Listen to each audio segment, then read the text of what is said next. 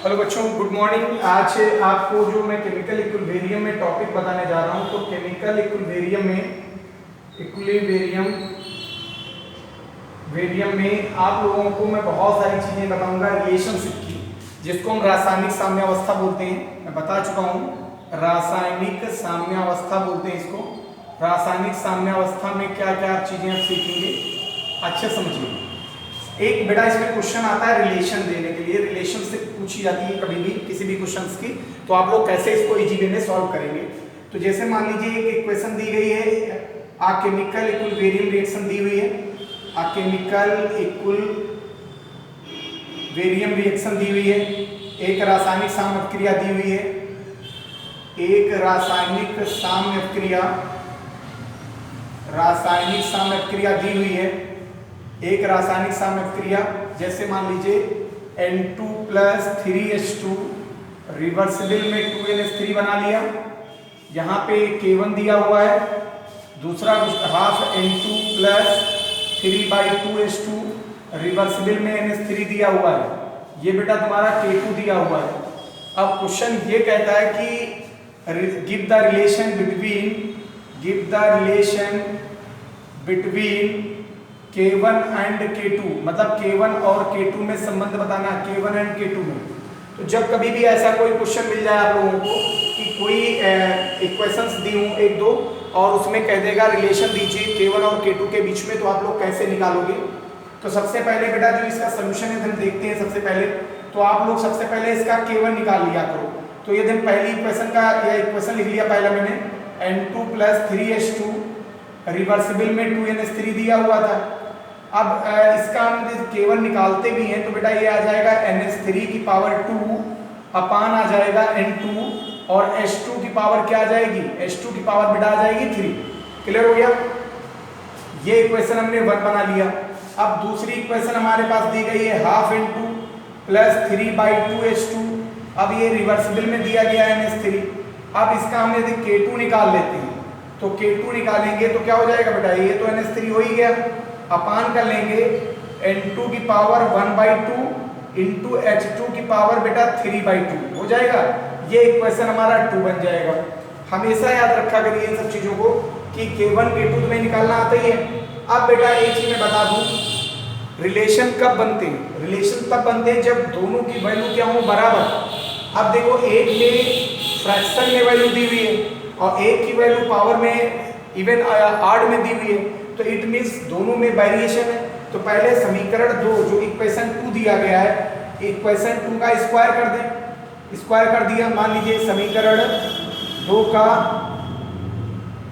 Work कर दें। यहाँ पे वर्क करने पर अब अच्छे से ध्यान दीजिएगा, ये समीकरण 2 का हम वर्क करेंगे तो बेटा इधर देखिएगा अच्छे से, ये क्या हो जाएगा, K1 स्क्वायर हो जाएगा, नहीं K2 स्क्वायर हो जाएगा यहाँ पे, और इक्वल टू, अब इसका स्क्वायर करेंगे समीकरण 2 का तो अमोनिया का स्क्वायर हो जाएगा, मतलब पावर 2 हो जाएगी, अपान हो गया N2 की पावर 1/2 था और 1/2 तो इंटू 2 हो जाएगा, यहाँ पे आ जाएगा। क्लियर हुआ। और यहाँ पे क्या हो गया, H2 की पावर 3/2 था तो यहाँ पे भी बेटा 2 हो जाएगा इंटू 2। अब 2 कैंसिल कर दो। अब इक्वेशन क्या बन के आ रही, तो K2 स्क्वायर बराबर हो जाएगा K1 के, तो K2 बराबर हम क्या लिख सकते हैं बेटा, √K1 के। आ रही बात समझ।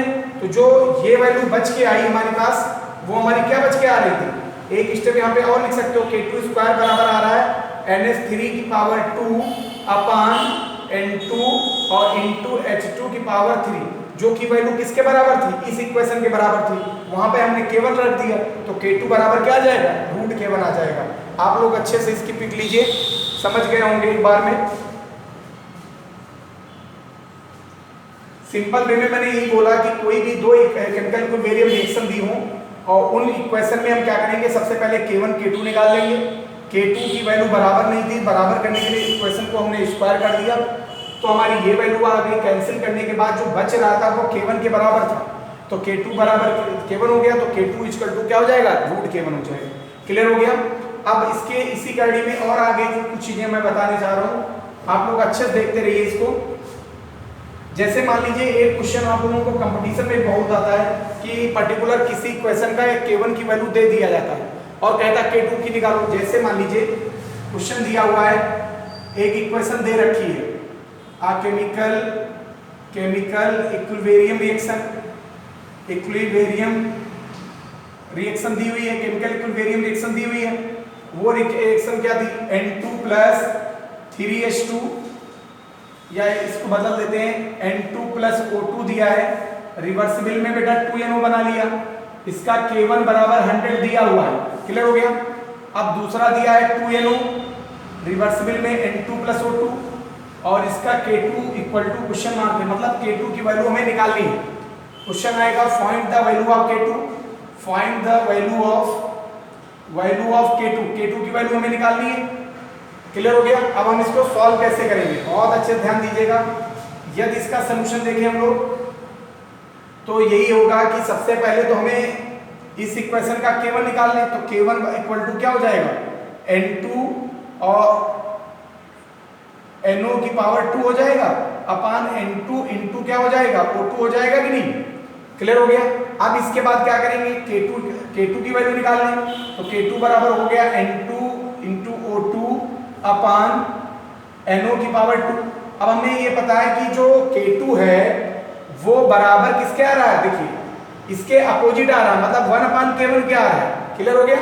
तो बेटा हम क्या करेंगे, K2 बराबर हम रख देंगे 1 अपान 100 यहाँ पे, तो K2 यदि 100 को ऊपर ले गए तो 10⁻² आ जाएगा, ये हमारा आंसर बन जाएगा, क्लियर हो गया। तो कभी कभी ऐसी क्वेश्चंस होंगी रिवर्सिबल की जिसमें एक की वैल्यू दे दी जाएगी, दूसरे की वैल्यू नहीं दी होगी, तो आप लोग क्या करेंगे, सबसे पहले केमिकल इक्विलिब्रियम कांस्टेंट को निकालेंगे, फिर देखेंगे दोनों में क्या रिलेशन है, इक्वल कर लिया, फिर उसकी जिसकी भी वैल्यू होगी वहां पर रख दी जाएगी और इक्वेशन आपका निकल आएगा, क्लियर हो गया।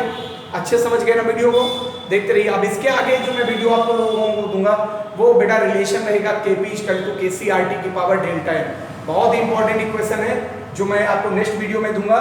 आप लोग रिदम में रेगुलर वे में वीडियोस को देखते रहिए, ठीक है। Thank you.